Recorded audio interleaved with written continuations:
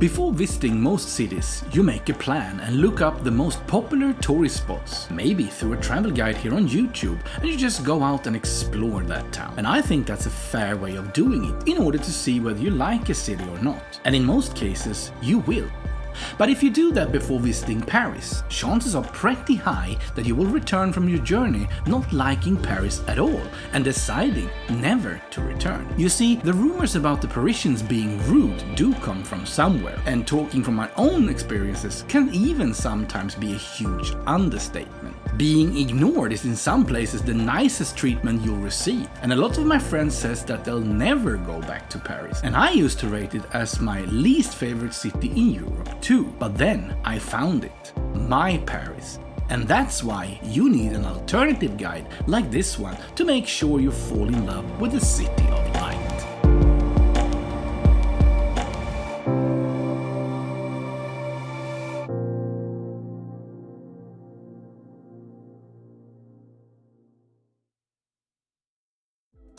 Before we begin, please make sure to subscribe, like and share to help us grow. We make travel guides from all corners of Europe, as well as our own late night show, home brewing, travel vlogs and all sorts of travel, food, drinks and entertainment related content and segments. That's the Night in Us.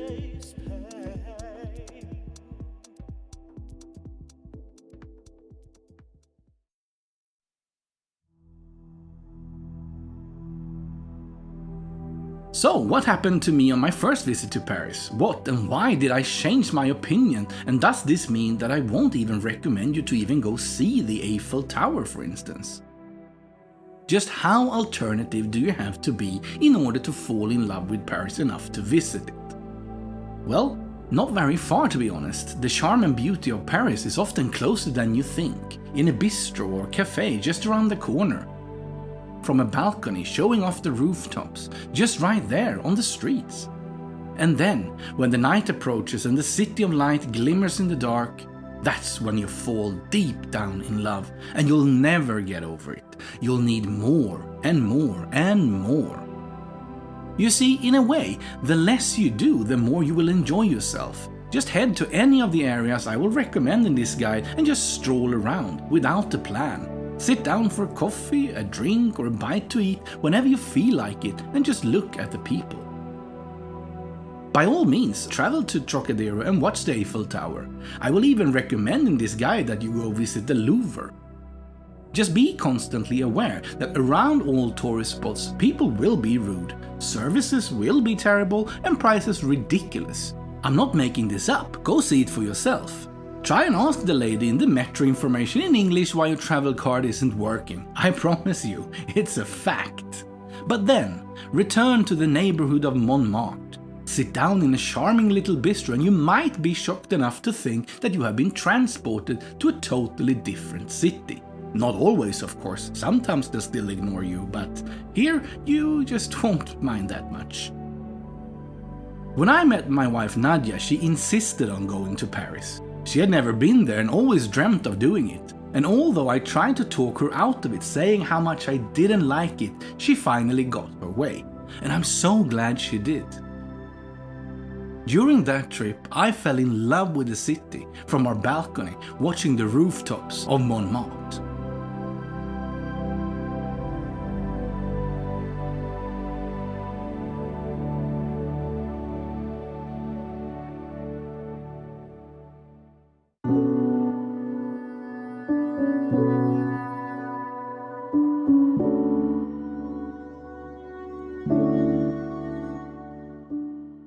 Like any huge city, Paris has hotels in all price ranges, styles and designs. However, if I could give you one and just one tip, it would be to go for a room with a balcony over the rooftops of Paris. This is where I fell in love with the city and its atmosphere, and this is where the City of Light really presents itself. And yes, it will cost a small fortune, and you should expect normal prices to be around 250 euros a night. But with that being said, deals will always present itself on pages like booking.com, and we found great deals on both our last visits. Also, in my opinion, you can save a lot of money by not taking that hop-on hop-off service, visit all those museums and spend your money here instead. And I promise that when you start your day by going down to your local bakery for a newly baked baguette to enjoy as breakfast on your balcony, that evening drink before you go out for dinner, or just enjoying quality time during the night with some snacks and drinks soaking in the atmosphere, you will not regret yourself for making that choice. When searching booking, go to filter and then to room facilities and choose balcony to see what's available. First time me and Nadia visited Paris, we found a great deal at the Les Matins de Paris. This small boutique-style hotel is located in charming St. George, close to Montmartre and Moulins Rouge. The hotel has an amazing pool and sauna in the basement. This is by far some of the best 5 hotels I've visited in my life. The balcony faced Sacré-Cœur and Montmartre, and we both started and ended our nights here, as well as booked without breakfast and had our own on the balcony in the mornings. I might even had an eclair or two, to be honest with you.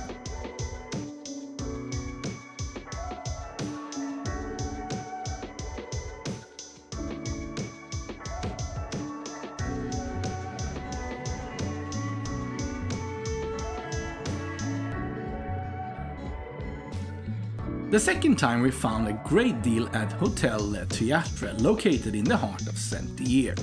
This is also a boutique-style, quite small hotel with charming rooms and a massive balcony facing the rooftops of Paris, big enough for us to have dinners in form of tapas-style delis that we found in shops close by.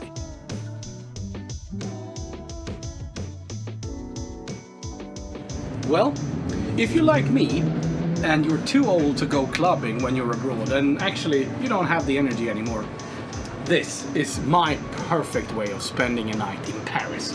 Obviously, renting a room that will give you a balcony will cost you a lot more than a normal room, but if you book the hotels when they are at a good rate, you can get a room like this for, I think I paid around 120 per night. And just sitting here watching Paris in the background on a night like this with good company on your own, or with accompanied by a little good beer or some good snacks, that's just magical. And I mean, what else do you need? This is the perfect way for me of spending a night in Paris. Some other hotels that we looked into that I can recommend you do the same is Hotel Monte Cristo, close to Notre Dame and the Latin quarters, with an amazing spa, unique design and amazing rooms with small yet stylish balconies. Not far away from here is the Le 12 Hotel, which I think offers most for your money in terms of value. Still a very nice hotel with large balconies and nice yet simple design. This hotel, however, also had their standard rates for a balcony room under 200 euros a night, which I think is as good as it gets in my opinion.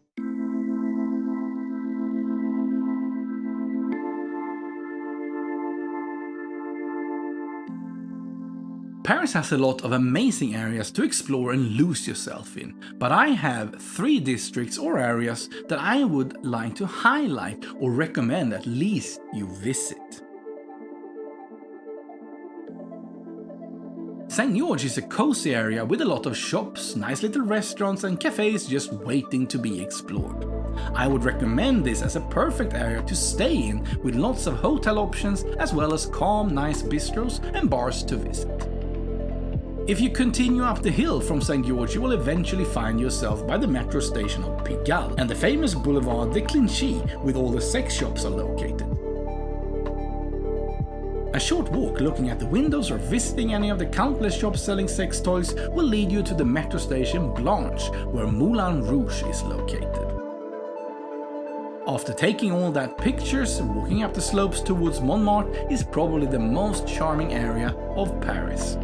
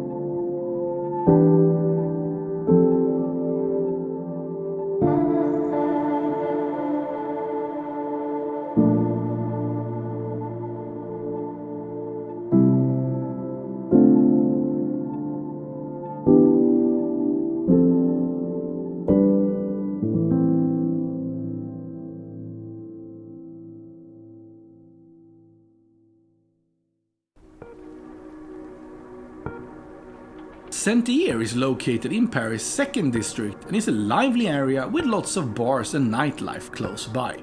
This is the perfect area to sit down for a drink and people watch.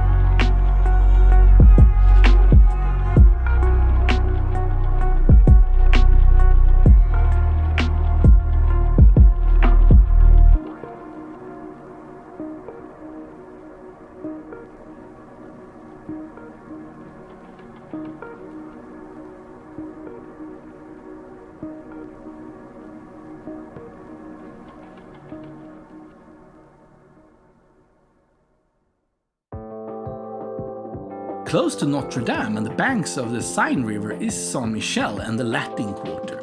This area is a must visit in my opinion as much as Montmartre. Its charm and uniqueness is found in every street corner and looks like no other place on the planet. I could spend an eternity here and still not get bored.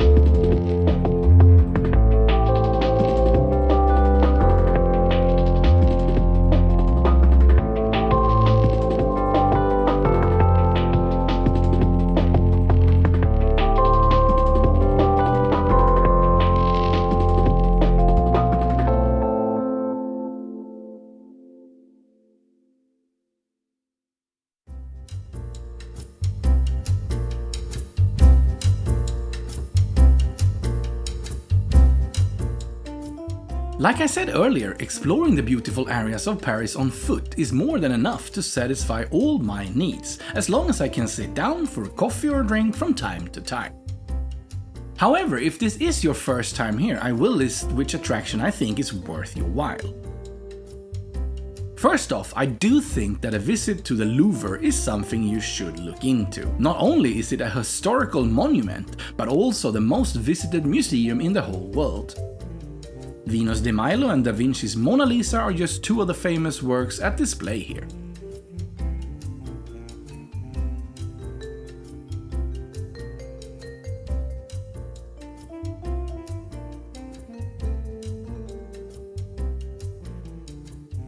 The museum is open daily except Tuesdays from 9 AM to 6 PM, except on Fridays when the museum stays open until 9:45 PM. Admission is €17 online, in which you'll receive a slot time, or €15 at the door, in which case you should be prepared to wait in line for quite some time. A fun fact is that most people seem to only be interested in seeing the Mona Lisa. There is a queue spreading from the entrance up several floors, and after that 10 seconds you're allowed to gasp your eyes upon Da Vinci's work leads straight out of the museum again. Nadia's interest in art is wide, and she mostly wanted to see an exhibition they had at the time. We were more or less alone in that part of the museum, which I think was hilarious. It does take some time visiting though, so I would recommend to make this your only plan for the day, as well as to make sure that you arrive with a full stomach and a satisfied coffee needs, since you don't want to sit down at the places close to the museum. Save your wallet from that trauma. The Palais Garnier, also known as Opera Garnier, designed by Charles Garnier, was built between 1861 and 1875, ordered by the Emperor Napoleon III. The Palais Garnier has been called probably the most famous opera house in the world and a symbol of Paris, especially due to its use as the setting for Gaston Leroux's 1910 novel The Phantom of the Opera. The opera house features amazing architectures as well as secret rooms and amazing history. Different guided tours of Opera Garnier comes around €22 for 1.5 hours and is something that I can highly recommend. Another thing that I might think is worth the visit, and especially if you're on your way to Opera Garnier, is a stop at the department store Lafayette.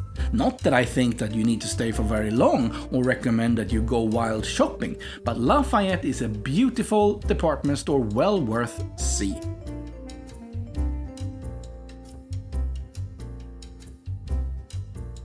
Finally, there's no way I would say no to a river cruise tour in any given city. I just love to explore a new place through the water, and the Seine River hosts a lot of different companies selling guided tours at different rates and quality.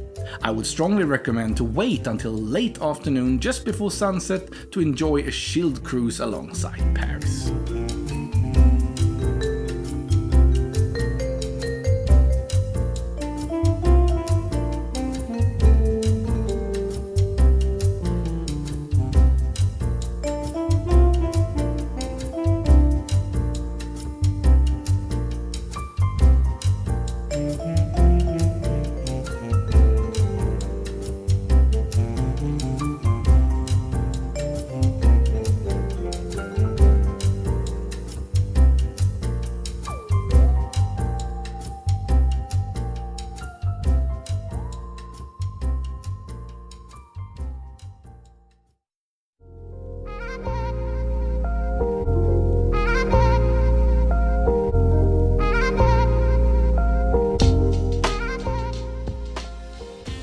Paris Metro is the second busiest metro system in Europe after the Moscow Metro. More than 2.5 times London's Underground, as well as the 10th busiest in the whole world. Metro is short for Metropolitan, and some stations still has that unique entrances influenced by Art Nouveau. Building started in the beginning of the 1900s, with most parts built just before the Second World War. I would easily say that the metro is the best way to travel in Paris, with a single ticket costing around €190 and the Paris Visit travel card from €5.80 per day.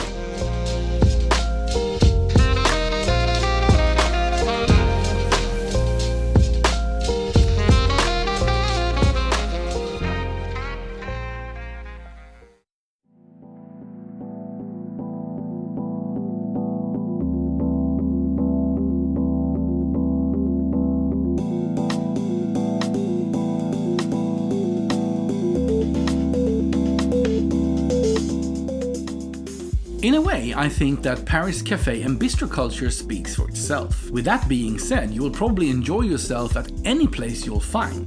The bistros both have a pretty good food and drink options at a somewhat fair price. Just remember that for some strange reason, beer is pretty expensive, but most bars and bistros have a happy hour at some point during the day or night, and because of this you should always be able to find a place that sells cheap drinks. And when the happy hour is done, you can just choose to go somewhere else.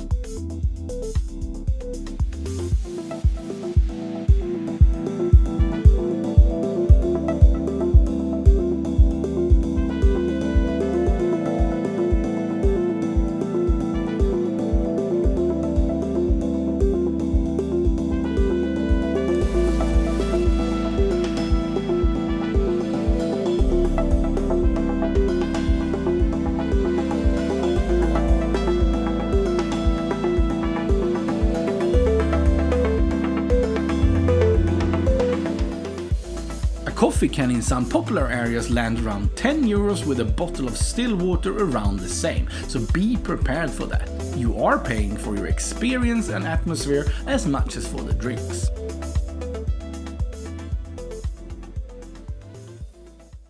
If you do want your evening to be a little extra special, there are plenty to choose from in the City of Lights.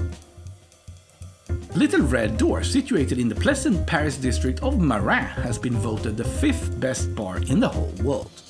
Digging deep into seasonal ingredients, Little Door serves farm-to-glass cocktails.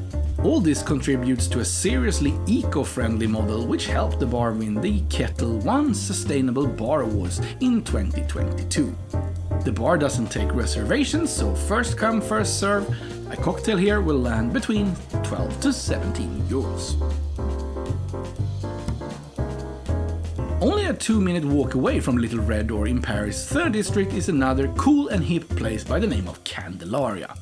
This Mexican-inspired cocktail bar both serves somewhat classic cocktails for around 13 euros, as well as a huge variety of Mexican agave-based cocktails in all tastes and forms. Candelaria also offers snacks and bites in form of tacos and quesadillas for a fair price, as well as a Mexican brunch on weekends from 14 euros.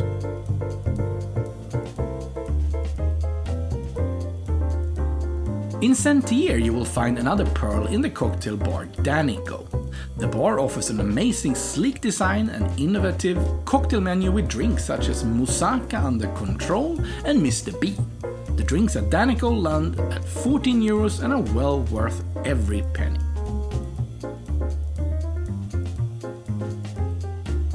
The last of my mentions is the hidden bar Le 1905, situated a short walk from both St. Paul and Bastille metro station. While this main floor bistro is busy, you can bypass the downstairs and head into the discreet little door to the right of the restaurant, taking the stairs up to the hidden bar, the 1905, where you find its magical terrace.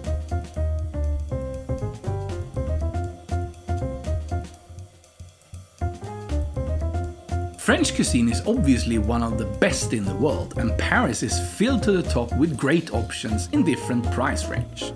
At the high end you will have options like Septime, Les Matins and Arpege, all three being top 30 in the world. The first one, Septime, is a cool restaurant on a cool street, run by cool people and frequently visited by cool customers. The food is dictated by the seasons and served without pretension. The best thing about Septime is the much affordable price at 150 euros for a 7-course meal. So if you are lucky enough to get a table, you should probably go for it. If you want to go all in and try an instance in world-famous cooking, Alain Passad's world-famous 3 Michelin-starred Arpege might be the right choice for you.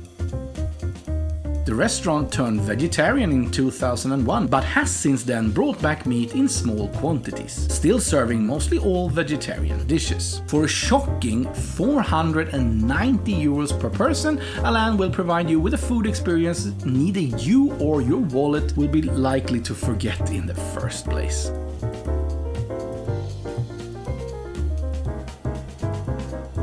But hey, like I stated earlier, the bistro scene in Paris is more than enough for all you need. And I can stretch out to recommend Mamis or Les Turbines that we visited last time and loved. But fact is that neither of them offers something unique that other bistros in Paris doesn't. And you will notice that you won't have to walk far until you find your favorite.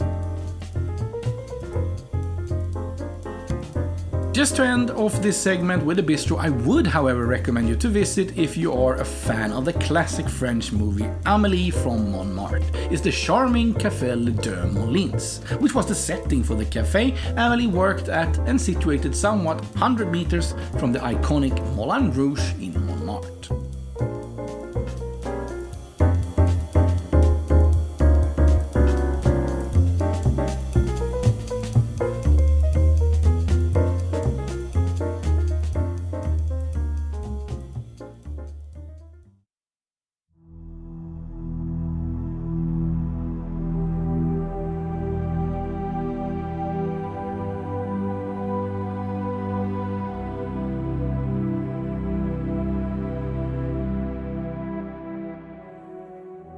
A trip to Paris will always be what you make of it, and because of that, a lot of tourists leave with a somewhat bitterness towards it.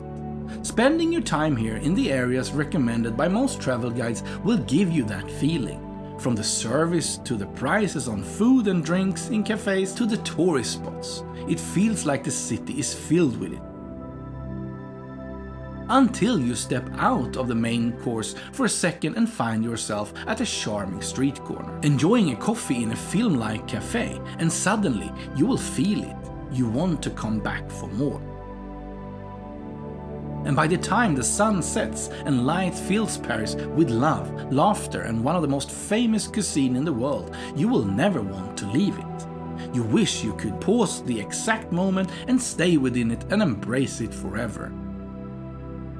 And when you get back to reality again and the day starts to feel long and tired, you will slowly start to plan for your next visit and starts to imagine yourself sitting down in a bistro, enjoying the moment with a drink in your hand, and think to yourself, we'll always have Paris.